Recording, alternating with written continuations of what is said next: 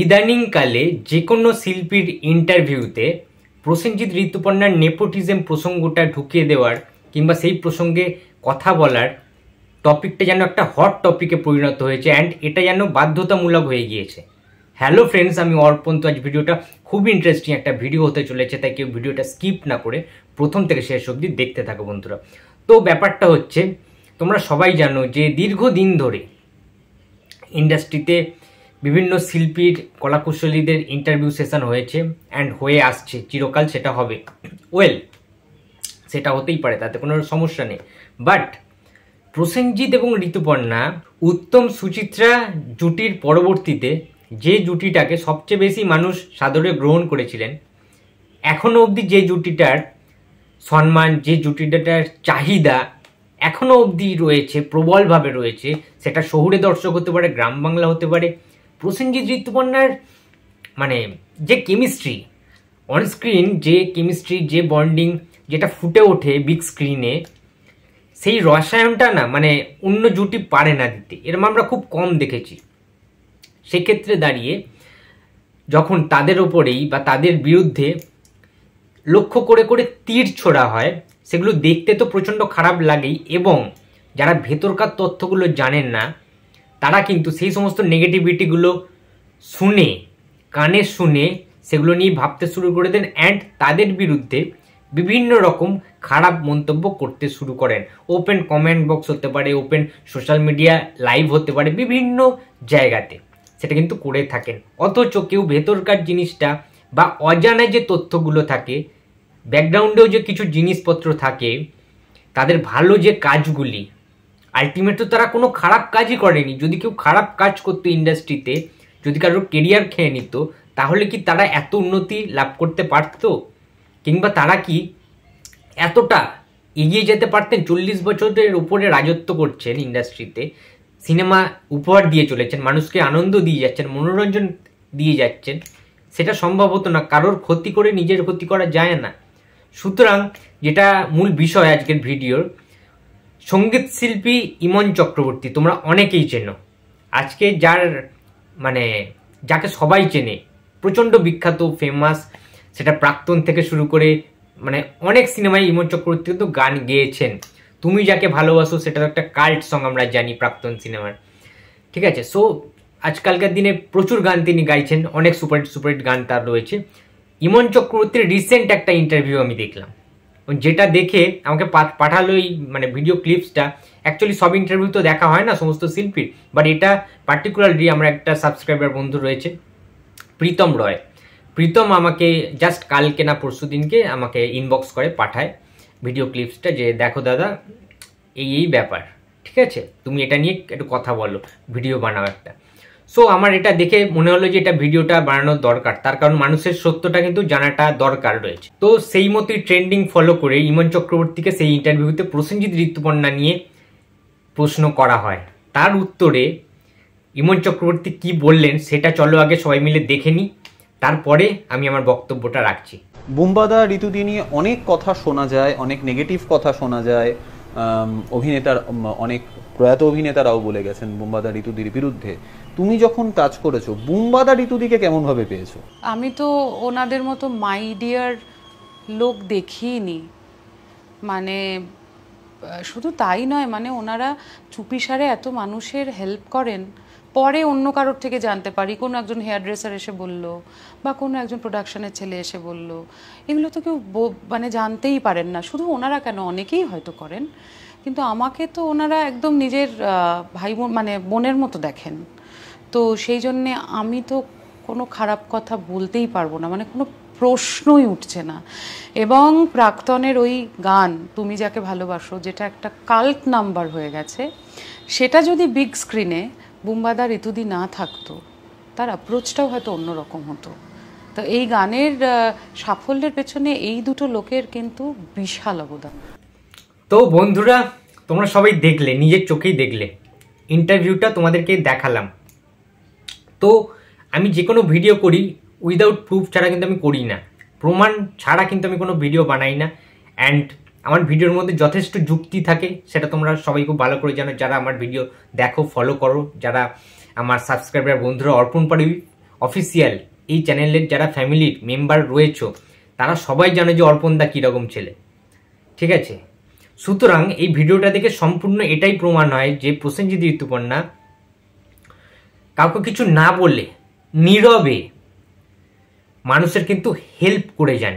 ইন্ডাস্ট্রির যে কোনো মানুষকে, ইন্ডাস্ট্রির সেটা টেকনিশিয়ানস হতে পারে, যে কোনো আর্টিস্ট হতে পারে, যে কোনো মেকআপ আর্টিস্ট হতে পারে, ঠিক আছে, প্রডিউসার হতে পারে, পরিচালক হতে পারে, যে কোনো শিল্পীর ক্ষেত্রে হতে পারে, যার যে কোনো হেল্প তারা কিন্তু নীরবে চুপি সারে কাউকে না বলে যে আমি দেখো এটা তোমার হেল্প করলাম, এটা আমি চারিদিকে বলে বেড়াচ্ছি, ভাই আমি হেল্প করেছি, কিন্তু ওকে মিডিয়াতে লিখে দিলাম আমি এই হেল্প করেছি, আমি অমুক করেছি, আমি তমুক করেছি, এই যে জিনিসটা এটা কিন্তু বুম্বাদা ঋতুদি কেউ করে না।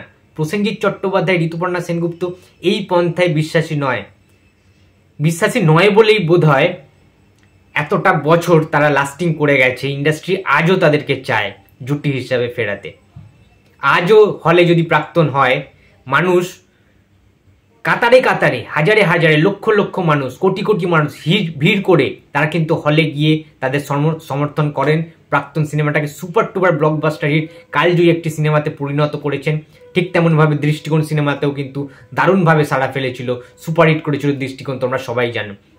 সুতরাং একটা জুটি কতটা মানুষের মনের ভেতরে থেকে গেলে তারা চিরকাল সেই জুটির জন্য হলে ভিড় করতে পারে, চিরটা কাল তারা সারা বছর ওয়েট করে থাকে যে কবে আসবে প্রসেনজিৎ এবং ঋতুদি। বুম্বাদা এবং ঋতুদির কেমিস্ট্রি, অনস্ক্রিন যে রসায়ন, সেটা আর কোনোদিন কোনো জুটি করতে পারে বলে আমার মনে হয় না। কারণ ওই প্রেমের, ওই যে ভালোবাসার, ওই যে বন্ধনটা তাদের মধ্যে, যে জিনিসপত্রগুলো রয়েছে, যেটা সিনেমার পর্দায় আমরা দেখতে পাই, আমরা চোখ ফেরাতে পারি না অন্যদিকে, ঠিক আছে, ওটা খুব কম ক্ষেত্রে হয়, খুব কম ক্ষেত্রে এরকম জুটি পাওয়া যায় না। ওই জন্যেই বোধ হয় 50তম ছবিটাও জাস্ট কিছুদিন পরে রিলিজ করতে চলেছে, যে ছবির নাম অযোগ্য, যে ছবির পরিচালক কৌশিক গাঙ্গুলি, সেই ঋতুপর্ণা প্রসেনজিতের 50তম ছবি হতে চলেছে, যেটা বাংলা ফিল্ম ইন্ডাস্ট্রি কেন সারা পৃথিবীর কোনো ইন্ডাস্ট্রিতে কোনোদিন সম্ভব হয়নি আজ পর্যন্ত, অ্যান্ড হবেও না, যে কোনো জুটি একজন নায়ক নায়িকা হিসাবে 50টা ছবিতে পারফরমেন্স করছে, এরকম কোনোদিন হয়নি আজ পর্যন্ত। এটা কিন্তু ইতিহাস, গিনিস বুকের নাম উঠে গেছে। সুতরাং ইমন চক্রবর্তী যেটা বললেন, যে প্রসঙ্গটা, যে নীরবে তারা প্রচুর হেল্প করেছে, ঠিক আছে, তাই জন্য ইমন চক্রবর্তী যেহেতু নিজে দেখেছেন জিনিসটা, নিজে শুনেছেন, সুতরাং কোনোদিন তাদের বিরুদ্ধে কোনো খারাপ মন্তব্য তিনি করতে পারবেন না প্রসেনজিৎ ঋতুপর্ণা সম্পর্কে। এবং তিনি আরও জানান যে প্রাক্তন সিনেমায় যে গানটার জন্য আজকে ইমন চক্রবর্তী এতটা বিখ্যাত হলেন, তুমি যাকে ভালোবাসো স্নানের ঘরে বাষ্পে ভাসো, যে গানটা অনুপম রয়ের লিরিক্স অ্যান্ড গানটি গেয়েছেন ইমন চক্রবর্তী, ওই গানটার যে মানুষ ভালোবেসেছে ওই গানটা, যেভাবে আজও পর্যন্ত মানুষ লুপে শোনেন গানটা, যে কোনো স্টেজে ইমন চক্রবর্তী ওই গানটা কিন্তু গান, আমি দেখেছি, এটা ইমন চক্রবর্তীর পেজ আমি ফলো করি, আমি জানি, অ্যান্ড আমরা হেডফোনেও কিন্তু প্রায় শুনি, রোজই শুনি অনেকেই। মন খারাপের গান একটি, ঠিক আছে, গানটার মধ্যে অনেক কিছু মিনিং রয়েছে। সুতরাং ইমন চক্রবর্তী এটা বললেন যে এই গানটা ছাড়া বা এই সিনেমাটায়, প্রাক্তন সিনেমায় যদি প্রসেনজিৎ এবং ঋতুপর্ণা না থাকতেন নায়ক নায়িকা হিসাবে, তাহলে কিন্তু প্রাক্তন সিনেমাটা সেইভাবে হয়তো সুপারহিট ব্লকবাস্টার হতো না, হয়তো সেইভাবে হয়তো অ্যাপিয়ারেন্স পেত না, সেইভাবে হয়তো মানুষ গ্রহণ করতো না এই গানটাকে, যদি না এই নায়ক নায়িকা প্রসেনজিৎ ঋতুপর্ণা থাকতেন এই সিনেমায়। সুতরাং তাদেরও তো অনেক বেশি গুরুত্ব রয়েছে এই সিনেমাটার ক্ষেত্রে বা এই গানটা হিট হওয়ার পেছনে, তাই নয় কি? প্রসেনজিৎ ঋতুপর্ণা সর্বোচ্চ পর্যায়ে গিয়ে একদম সর্বোপরি তারা চেষ্টা করে যান ইন্ডাস্ট্রির ভালোর জন্য, ইন্ডাস্ট্রির কি করলে ভালো হবে। তারা কোনোদিন কারোর খারাপ চায়নি, খারাপ করার কথা ভুলেও চেষ্টা করেননি, ভাবেনও না কখনো। সবার ভালো করার চেষ্টা করেন, সবার উপকার করার চেষ্টা করে, বাট সেটা কাউকে না বলে। এটাই হচ্ছে সবচেয়ে বড় মনের মানুষের পরিচয়। অ্যান্ড প্রসেনজিৎ চট্টোপাধ্যায়কে কেন ইন্ডাস্ট্রি বলা হয় সেটা বোধহয় আবারও প্রমাণ হয়ে গেল ইমন চক্রবর্তীর কথাতে, যে মানুষটা এত উপকার করেন কাউকে কিছু না বলে নীরবে, তার জুড়ি মেলা ভার। সুতরাং আমি মনে করি যে এই তথ্যগুলো আসাটা জরুরি ছিল, আসাটা দরকার। ইমন চক্রবর্তীর ইন্টারভিউ যে খুব একটা বেশি ভাইরাল হয়েছে বা কেউ দেখেছে সেটা কিন্তু নয়, বাট আমার মনে হলো এটা নিয়ে কথা বলাটা দরকার, যারা প্রসেনজিৎ চ্যাটার্জির ফ্যান্স রয়েছে, প্রসেনজিৎ ঋতুদির সিনেমা যারা দেখতে ভালোবাসে, কিংবা যারা প্রসেনজিৎকে হেট করে, প্রসেনজিৎ ঋতুদির যারা হেটার্স রয়েছে, তাদেরও কিন্তু এই ভিডিওটা দেখাটা জরুরি বলেই আমি আজকে এই ভিডিওটা বানালাম। তার কারণ সত্যি কখনো চাপা থাকে না, সত্যি যেসব মন্তব্য বা যে সত্যি ঘটনাগুলো ধামাচাপা পড়ে যায়, খুব একটা বেশি ভাইরাল হয় না, সেই জিনিসগুলোই অনস্ক্রিন দেখানোর দায়িত্ব আমার। সুতরাং আমি এই জিনিসগুলো নিয়ে কথা বলবই, এবং চিরকাল আমি বলে এসেছি, এটা নটা রিপ্লাই, নটা কন্ট্রোভার্সি, এটা কিছুই না। এই ভিডিওটা করার মেন উদ্দেশ্য হচ্ছে জানানোটা দরকার, ঠিক আছে? সমস্ত মানুষকে এই সত্য ঘটনাগুলো, ইনসাইডেড নিউজগুলো, ইন্ডাস্ট্রির, টলিগঞ্জ ফিল্ম ইন্ডাস্ট্রির আননোন স্টোরিগুলো জানানোটা কিন্তু দরকার দর্শকদের। সেই জন্যই আমি আজকে ভিডিওটা বানালাম। বুম্বাদাকে নিয়ে এই রকম সত্য ঘটনা অনেক সময় শেয়ার করেছেন ইন্দ্রাণী হালদার, দুলাল লাহিড়ী, শুভাশিস মুখার্জি, এরকম আরও অনেক শিল্পীরাই কিন্তু, কৌশিক ব্যানার্জি, এরকম কিন্তু আরও অনেক শিল্পীরা কিন্তু সত্যি কথাগুলো শেয়ার করেছেন সোশ্যাল মিডিয়ায়, যাদেরও কিন্তু সেই মন্তব্যগুলো খুব একটা বেশি ভাইরাল হয়নি, কেউ বেশি শোনেননি। কারণ সত্য ঘটনা তো কেউ শুনবে না। যদি কোনো মিথ্যে প্রচারণা হতো, মিথ্যে কোনো কথা কেউ বলতেন, শ্রীলেখা মিত্রের মতো, তাহলে কিন্তু প্রচুর লোক খেত সেই জিনিসগুলো নিয়ে। সুতরাং এই জিনিসটা, এই সত্য জিনিসটা জানানোটা আমার দরকার ছিল, তাই আমি জানালাম।